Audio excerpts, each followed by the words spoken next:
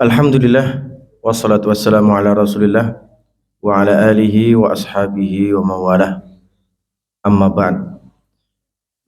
Hadirin hadirat yang saya muliakan, Assalamualaikum warahmatullahi wabarakatuh.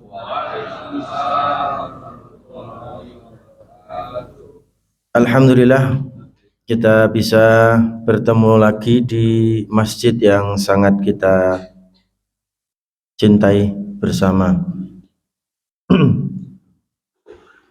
Pada kesempatan yang sangat istimewa ini, mari kita bersyukur kepada Allah. Kita diberikan nikmat yang sangat mulia, sangat-sangat istimewa, yaitu iman dan Islam. Iman Islam ini pada akhirnya membuat kita menjadi manusia yang mampu membuat seluruh amalan kita lebih bermakna. Tentunya bermakna di sisi Allah Subhanahu wa taala, karena terus terang nanti Allah yang akan memberikan pahalanya. Mari kita syukuri itu. Terlebih lagi juga Allah memberikan kepada kita kesempatan untuk menikmati berbagai macam ciptaannya di dunia sejak lahir. Yang kedua, mari kita berkirim salawat dan salam kepada Nabi kita, Nabi Muhammad sallallahu alaihi wasallam. Semoga kita semua layak mendapatkan syafaat dari beliau di hari kiamat. Allahumma amin. Bapak Ibu sekalian, pada kesempatan hari ini, pagi ini insya Allah saya akan lanjutkan kajian terkait Ashru qawaid fi tazkiyatin nafas, 10 kaidah dalam melakukan tazkiyatun nafas. Jadi ada kaidahnya, dan kemarin sudah kita bacakan secara urut 10 itu. Mari kita coba saat ini untuk mengkajinya satu persatu. Kemarin sudah kita sampaikan 10 kaidah itu secara runtut, simple, belum luas, tapi 10 itu sudah kita sampaikan semua. Sekarang kita akan coba satu persatu membahasnya. Bapak Ibu sekalian yang saya muliakan, kaidah pertama, agar kita lurus dalam melakukan tazkiyatun nafas adalah kita harus memiliki kalimat tauhid, la ilaha illallah, di dalam hati kita, di dalam jiwa kita. Ini karena kalau tanpa tauhid, orang hanya akan menenangkan hati dengan berbagai macam cara yang salah.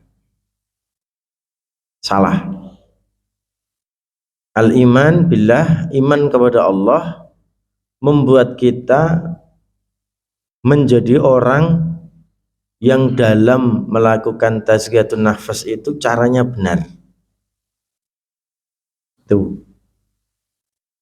Banyak orang melakukan tazkiyatun nafas dengan cara-cara yang salah, bahkan dengan cara-cara yang menurut mereka benar tetapi sebenarnya tidak mengandung tazkiyatun nafas.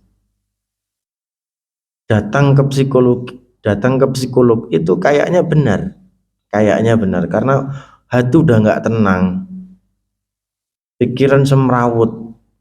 Datang ke psikolog bukan berarti psikolog salah, enggak. Tapi kalau tidak ada iman dalam hati, datang ke psikolog mbok ya berkali-kali gak bakal dapat ketenangan. Dia hanya akan mengajari hal-hal yang bersifat duniawi. Kecuali psikolognya adalah nabi, ya kan? Kecuali psikolognya mengerti Quran dan Sunnah sehingga dia menawarkan berbagai macam opsi yang syar'i dalam menata kesemrawutan pikiran dan juga hatinya. Tuh, maka tidak mungkin orang tidak punya kalimat tauhid, dia bisa melakukan tazkiyah. Sangat tidak mungkin. Baik, kenapa harus Kenapa harus tauhid?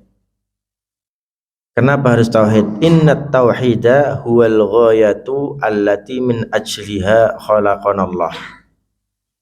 Sebagaimana Allah SWT berkata, wa ma khalaqtul jinna wal insa illa liya'budun. Ini kalimat ulamanya nih.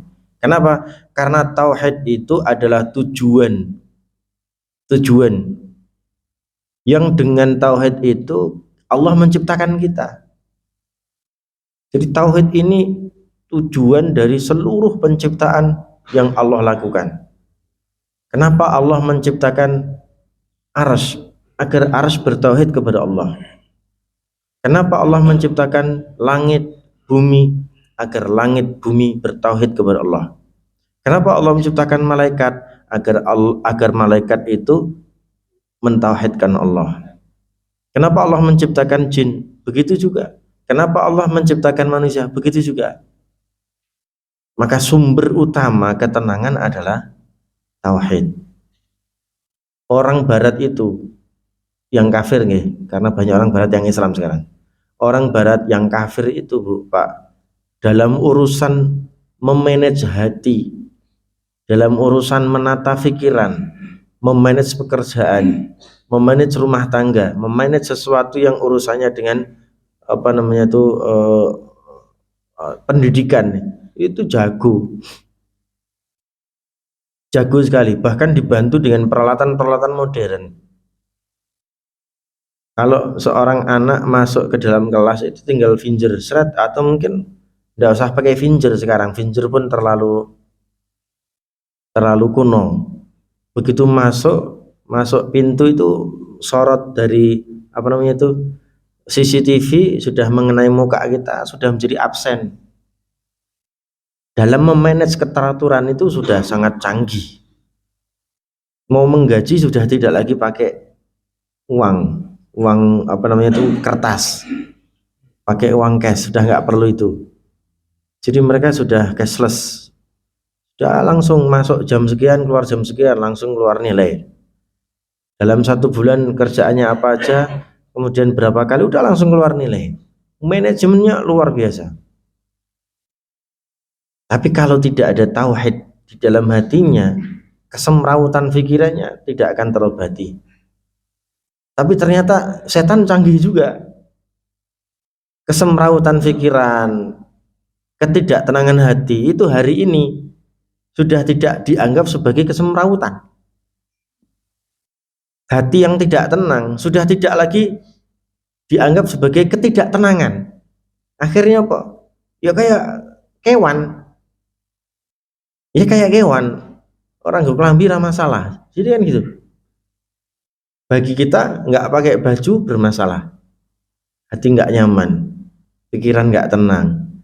Ketika itu diobati dengan cara yang benar, oh iya ternyata aku nyaman pakai jilbab, aku nyaman pakai baju yang menutup aurat, itu tauhid. Maka ketika kita memiliki tauhid, berarti itu sudah menjadi ketetapan Allah agar kita menjadi orang yang bisa menenangkan diri dengan cara yang benar. Itu. Sebagaimana perkataan Allah SWT tentang dakwah Rasul, dakwah para Rasul. Wa huwa aidan mihwaru da'watil anbiya'i war rusul. Tauhid juga merupakan poros. Tauhid adalah poros dakwahnya para nabi dan para rasul. Kama qala ta'ala, sebagaimana Allah SWT berkata, walaqad ba'atsna fi kulli ummatin rasula. Kami telah mengutus seluruh rasul untuk para umat, untuk umat. Kami telah mengutus para rasul untuk setiap umat. Setiap umat mesti memiliki rasul. Ani'budullah, agar para umat tadi, agar para rasul menyeru kepada umatnya untuk beribadah kepada Allah, wajtanibut taghut, dan juga menjauhi taghut. Apa itu taghut? Segala sesuatu yang ditaati selain Allah Subhanahu wa taala. Segala sesuatu yang ditaati, diibadahi selain Allah itu namanya tauhid. Gitu.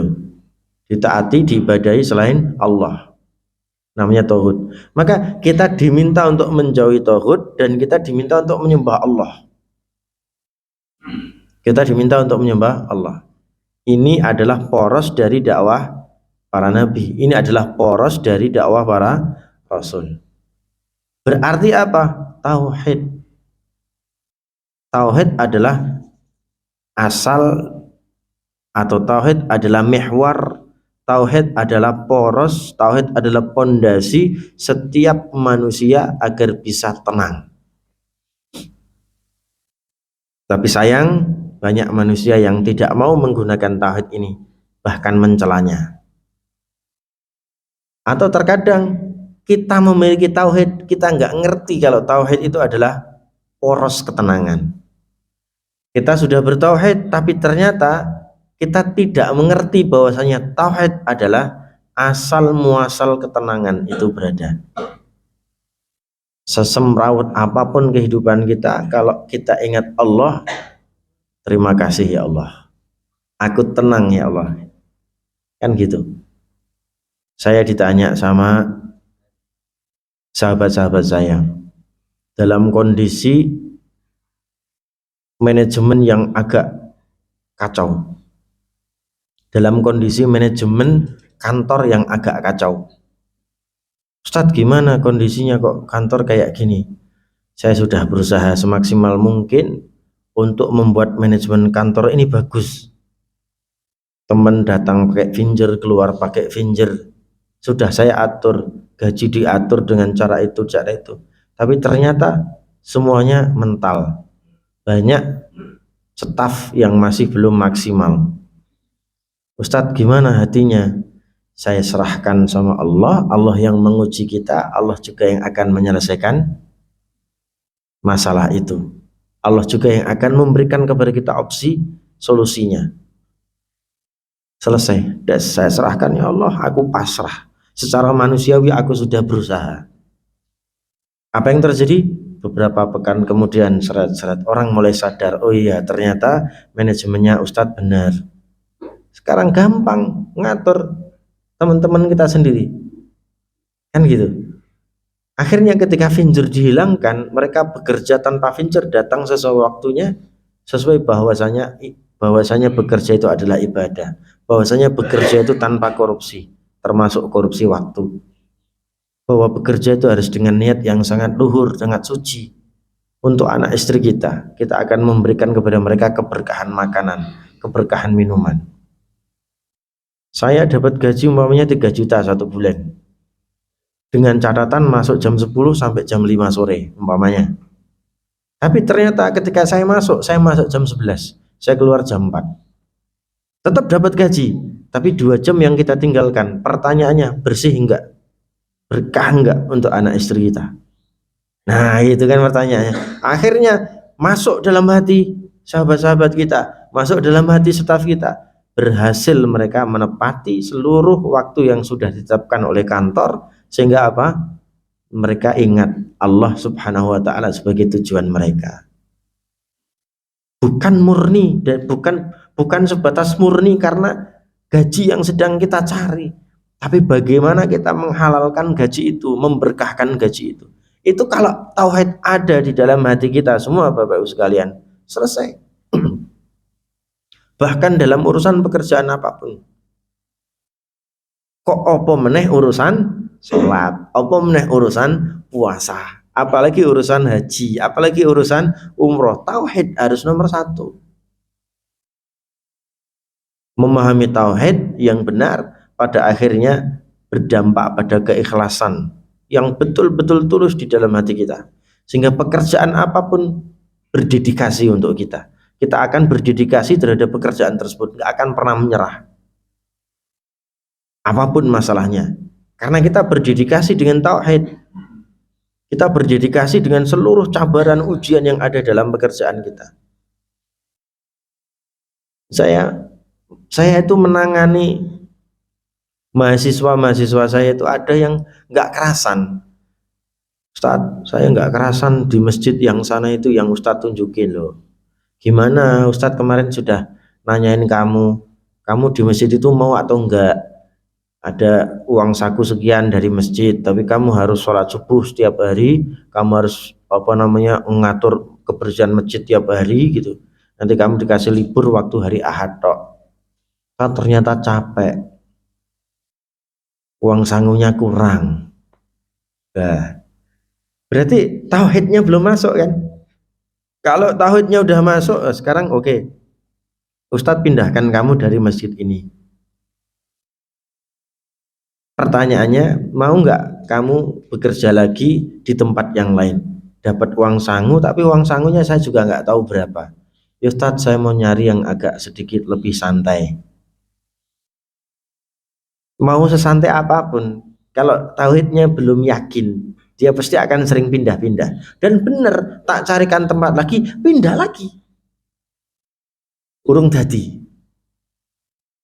Ustadz gimana ya? Ya sekarang kamu nggak punya tujuan hidup yang lebih mulia dari ibadah, kenapa harus nyari tujuan hidup yang lain selain ibadah?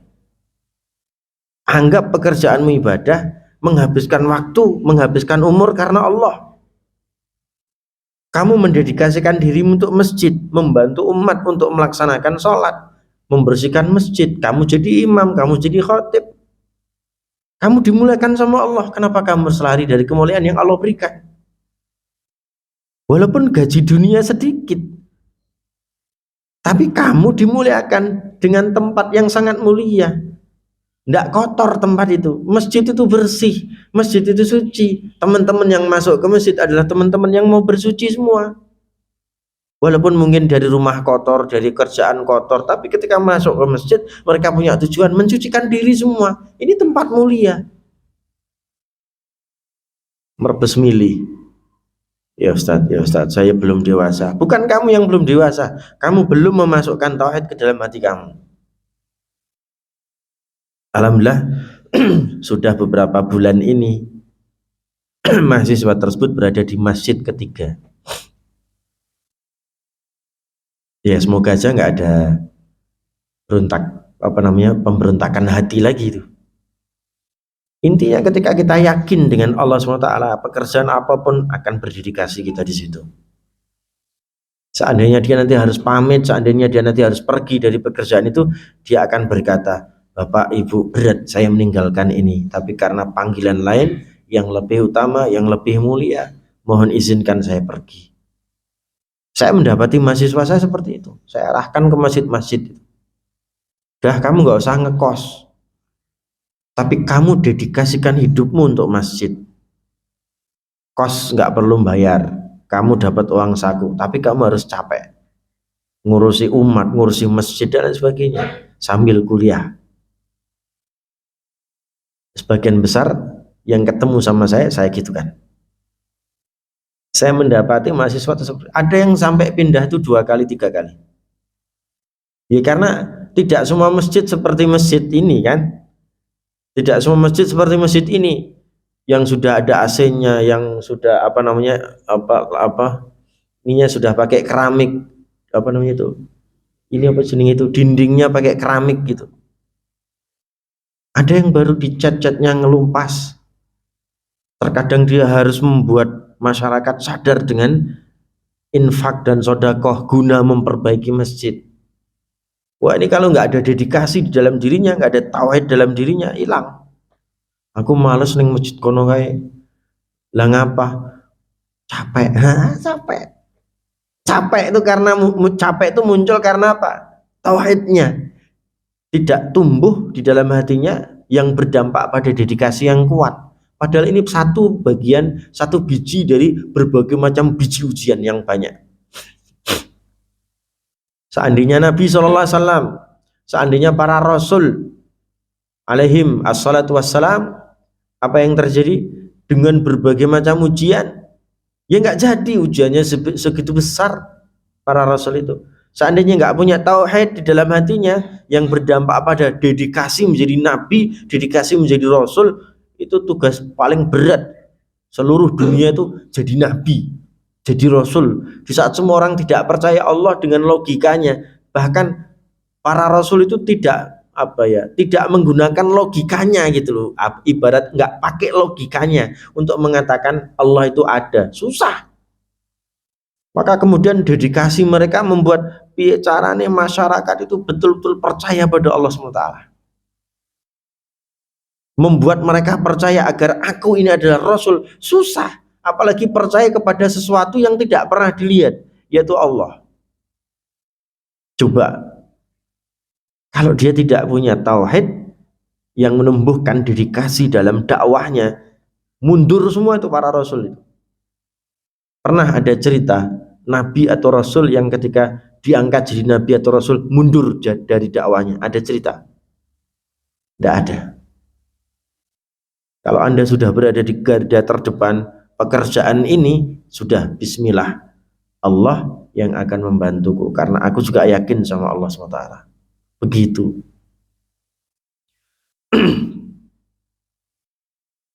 Rasulullah SAW bahkan pesan kepada Mu'ad bin Jabal. Mu'ad bin Jabal diutus ke Yaman.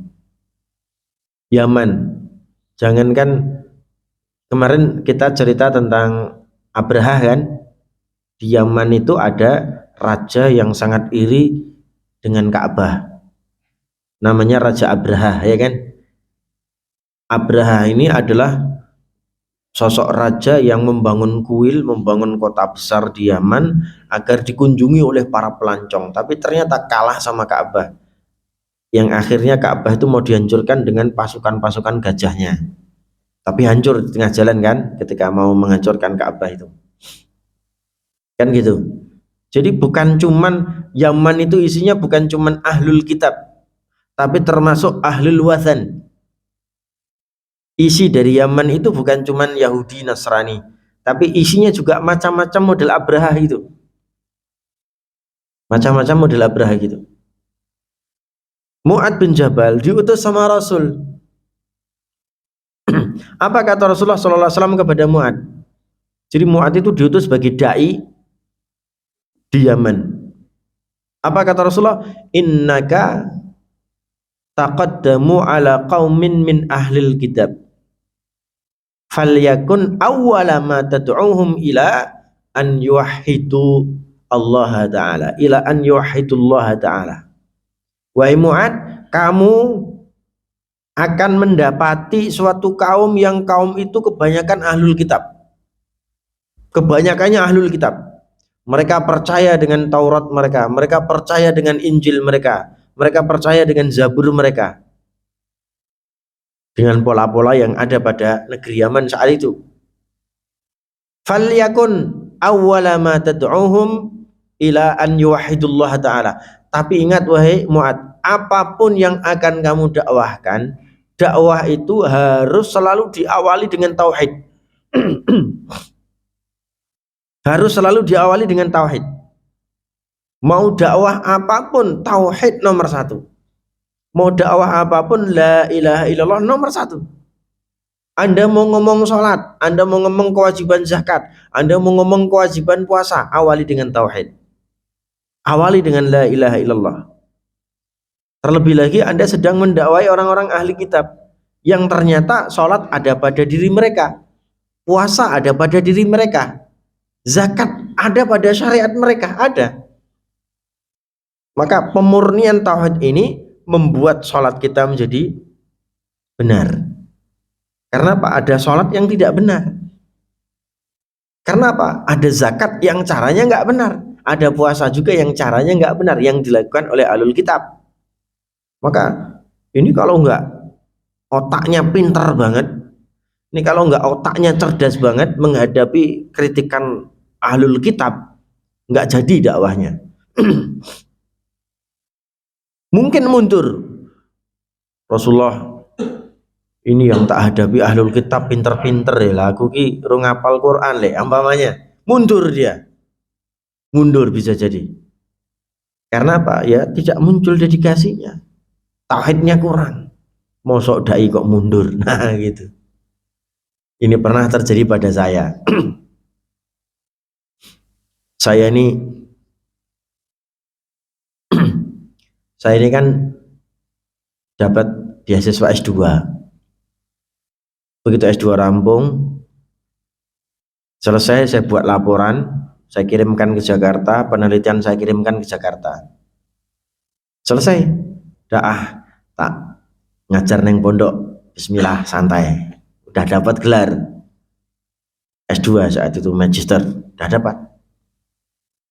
Pas Ramadan dibel sama orang Jakarta.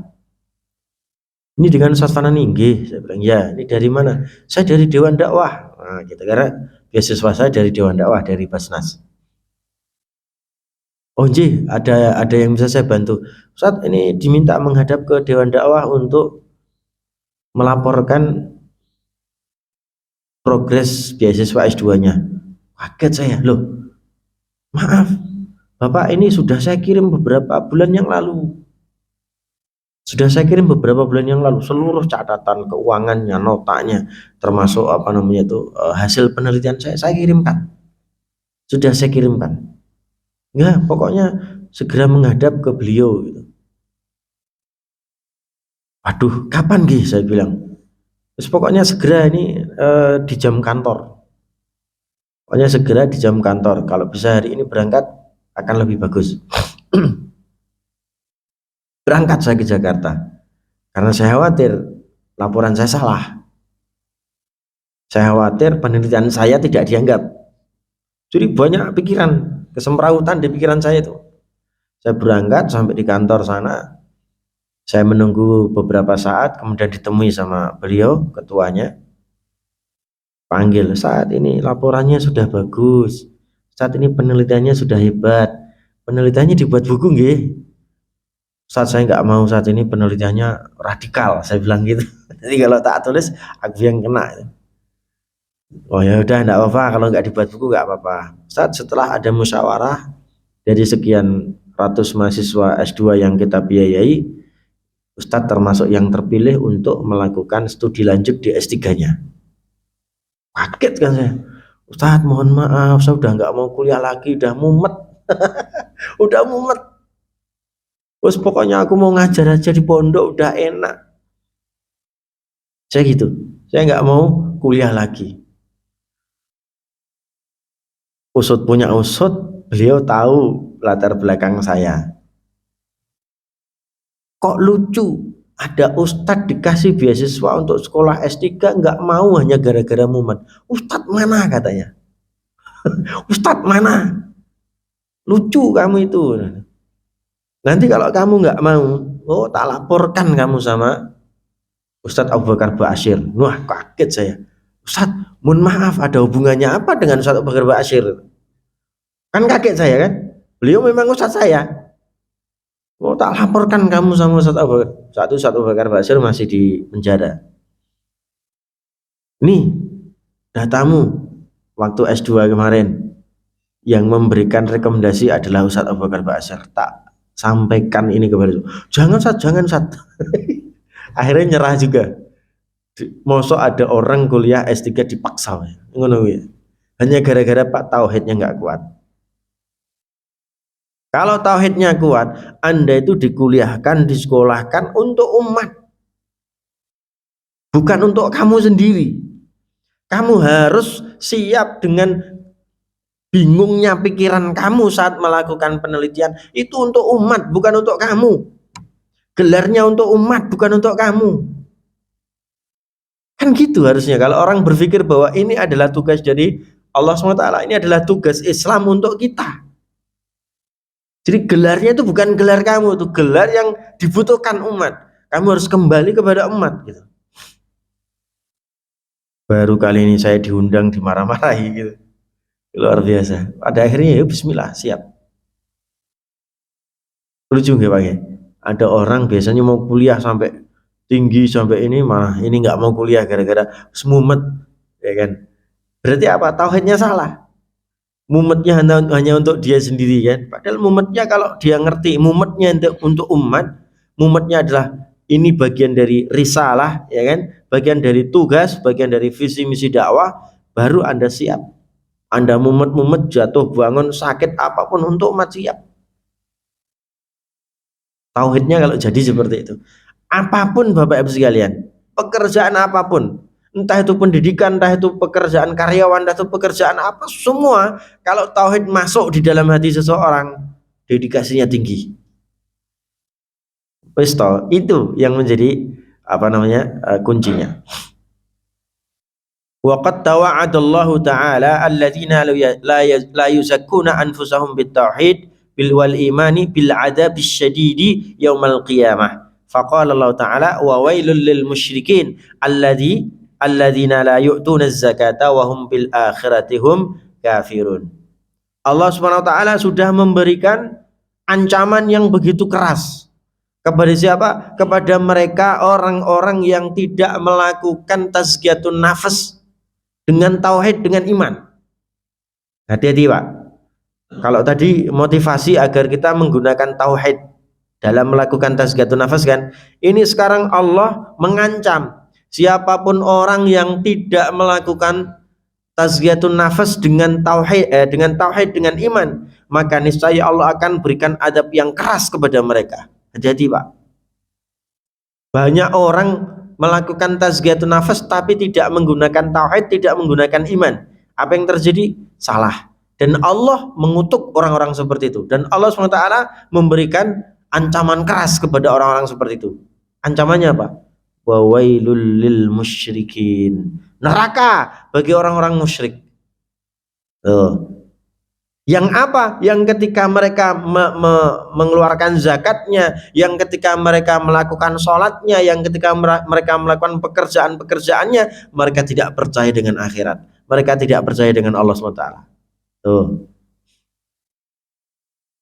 Maka orang gersulo dengan masalahnya itu mirip-mirip orang musyrik. Kenapa? Orang gersulo dengan ujian yang Allah berikan itu mirip-mirip orang musyrik. Kenapa? Walaupun dia ngaku muslim, tapi mirip-mirip musyrik. Kenapa? Karena dia gersulo terhadap masalah yang sudah Allah tetapkan. Nek kita bertauhid bahwasanya setiap masalah Allah sudah tetapkan, itu untuk nguji kita nggak gersulo kan? Kita nggak akan marah. Ya Allah, jenengan ini bola-bali nguji wae apa ya? Aku ki kurang apa terus jane? Wong aku ki wis salat, wis zakat, wis poso barang, wis berbuat baik kepada orang tua, kok ya jadi diuji ngene gitu. Mungkin kalau tauhidnya kurang, ya dia akan ngomong seperti itu, marah sama masalah yang Allah tetapkan. Tuh. Mirip-mirip orang musyrik kan? Orang musyrik kan nggak percaya sama Allah, nggak percaya sama akhirat, nggak percaya sama takdir.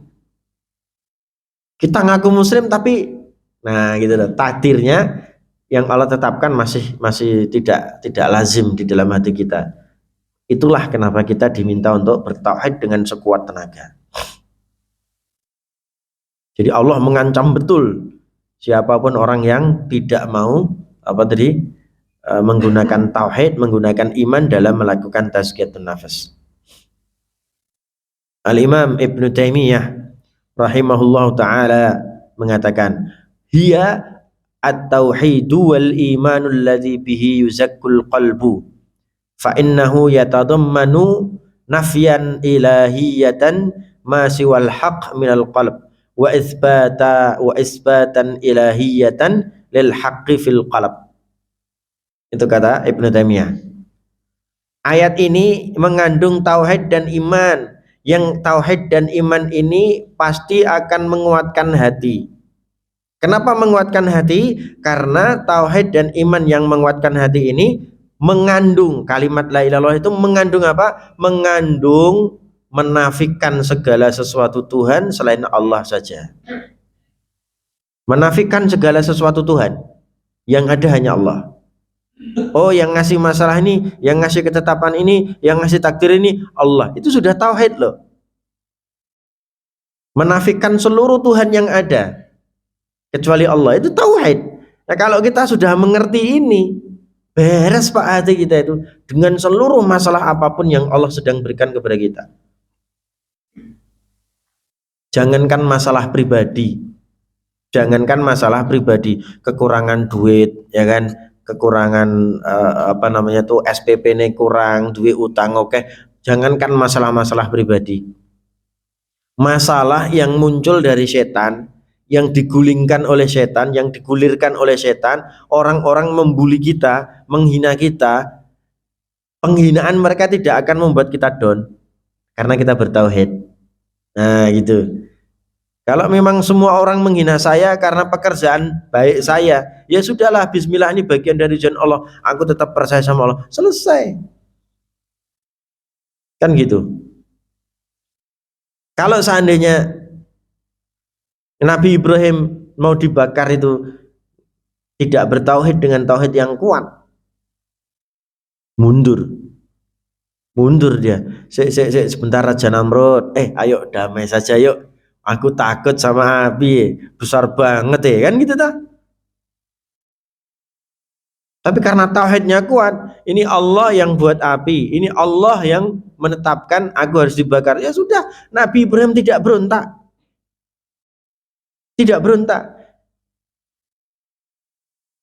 Hainama ulqiya Ibrahimu finnari innama qala hasbunallah wa ni'mal wakil. Ketika beliau dicampakkan di dalam sebuah api yang begitu besar, Ibrahim tidak protes, tidak meronta-ronta, tidak memberontak-berontak gitu, enggak. Jalan aja, santai. Allah yang memiliki semua ini. Apa yang terjadi? Hasbunallahu wa ni'mal wakil. Allah, engkaulah pencukupku. Allah, engkaulah yang menetapkan ini semua. Aku ikuti ketetapan kamu. Selesai. Enggak terbakar sedikit pun. Bisakah itu terjadi pada kita? Bisa. Cuman namanya bukan mukjizat. Ya toh? Tapi namanya apa? Karomah. Bisa jadi namanya apa? Ya sudahlah, itu bagian dari ketetapan Allah kepada kita. Gitu aja. Harusnya ini, kalau menurut hitungan matematik, nyekolah ke anak ki raiso, nguliah ke anak ki raiso, pemeneh S1, S2, S3 raiso, randi duit. Aku ki mung seorang petani, ning embuh aku ki teko yakin, wis le sing penting sekolah sik. Mbokmu arep piye-piye, selama mbokmu jeh sehat, jeh kuat, tak goleke duit nggo sekolah kowe. Jadi Pak, anak S1, S2, S3 itu secara matematik nggak cocok duitnya itu. Hakon terjadi kan sebenarnya? Terjadi. Apa yang dilakukan oleh Nabi Ibrahim sebagai bentuk mujizat dari Allah, walaupun kemudian itu terjadi pada diri kita dengan bentuk yang lain dan tidak dinamai oleh Allah SWT sebagai mujizat untuk kita, bisa terjadi. Gitu loh. Ini kenapa? Tauhid. Coba cek ayah ibu kita ketika nyekolahkan kita dulu. Wis lek sing penting kuliah, sing penting sekolah, kowe sing mempeng lek sinau, bapakmu ibumu pontang-panting buanteng tulang gak popo, sing penting kowe pinter. Ini luar biasa. Bismillah, aku yakin sama Allah, sudah selesai. Itu modal yang luar biasa, bukan modal madul. Jadi kalimat tauhid itu modal yang luar biasa.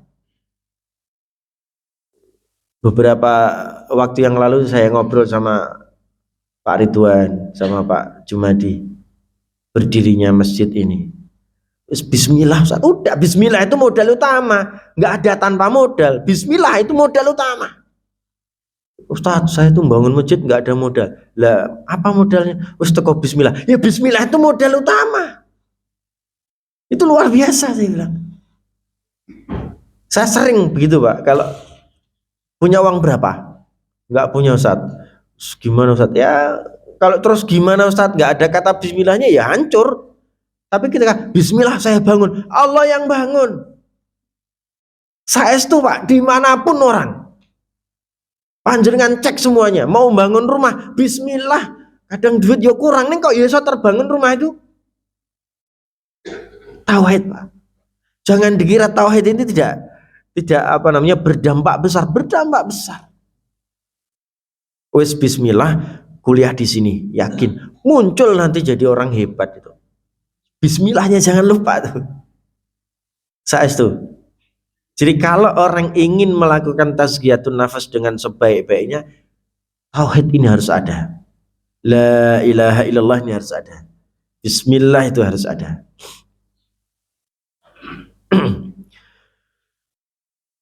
Wa kama anna at-tauhid huwa aslu ma tazakku bihi an-nufus wa tathuruhu fa inna syirka huwa ashaddu ma yudannisun nufus.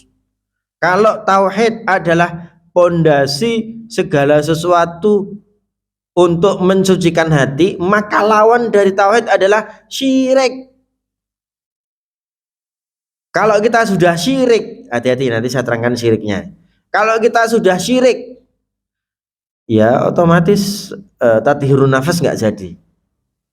Kalau kita ada syiriknya, maka otomatis pensucian jiwanya nggak jadi.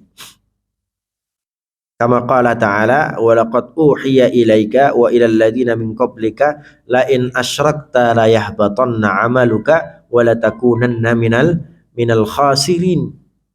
Aku telah berikan wahyu kepada kamu wahai Nabi Muhammad, dan juga telah berikan wahyu kepada orang-orang para nabi, para rasul sebelum kamu wahai Nabi Muhammad. La in asyrakta, kalau engkau menjadi orang yang syirik.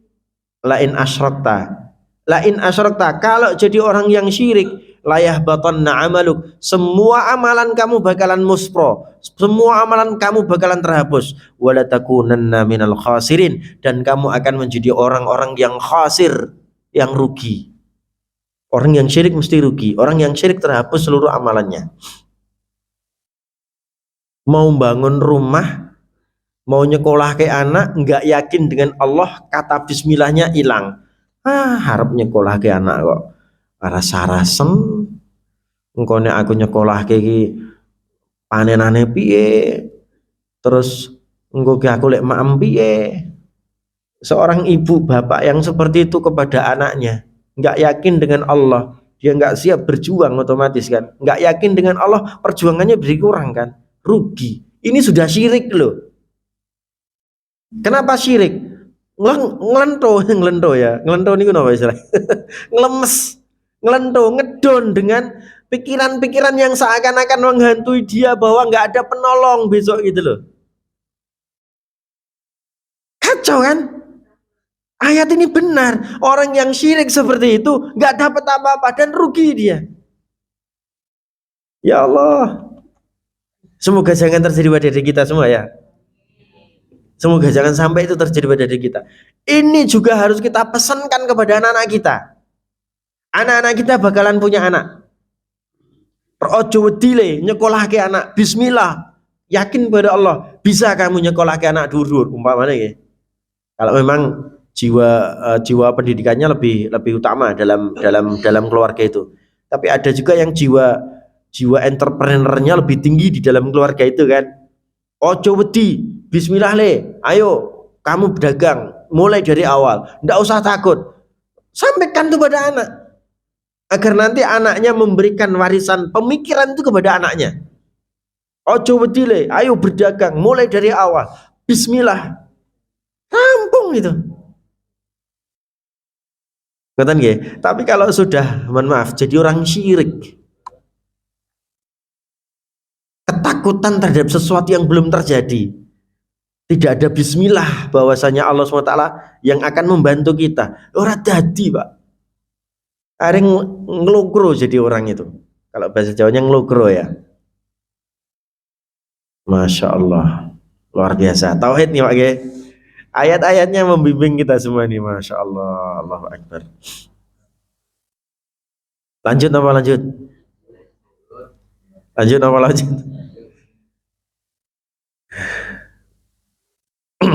Bapak Ibu sekalian, ini nomor 1, yaitu tauhid. Insya Allah kita akan lanjut pekan depan tentang kaidah yang kedua, yaitu doa. Ad-du'a'u miftahu zakatin nufus. Doa adalah kunci dari kesucian hati. Itu akan kita bahas pekan depan, bulan depan, insya Allah. Kenapa harus ada doa? Apa arti dari doa? Doa yang sebenarnya itu apa sih? Nah gitu, nanti kita akan cek. Aku sudah ndonga terus tapi kok kayaknya hatiku nggak matang-matang lah. Kenapa? Nanti kita cek. Bisa jadi doanya yang salah, atau Anda tidak tahu apa makna doa yang sebenarnya. Nanti kita cek. Insya Allah. Cukup nggih? Baik, terima kasih Bapak Ibu sekalian. Waktu sudah menunjukkan jam 5 lebih 52 menit. Kita akan lanjut bulan depan. Dan mohon maaf Pak Ridwan nggih, ada Pak Ridwan nggih. Saya nanti di SMS lagi untuk melanjutkan yang ini ya. Alhamdulillah kemarin Pak Ridwan sudah SMS saya melanjutkan yang kemarin, jadi saya bahas lagi yang ini lebih detail. Insya Allah nanti saya di SMS lagi dan kalau diingatkan materinya jadi lebih berurutan. Insya Allah. Demikian saya minta maaf atas segala hilaf dan semoga kita semua mampu menjadi orang-orang yang bertauhid kepada Allah SWT. Amin ya rabbal alamin. Subhanakallahumma bihamdika asyhadu an la ilaha illa anta astaghfiruka wa atubu ilaik. Assalamualaikum warahmatullahi wabarakatuh.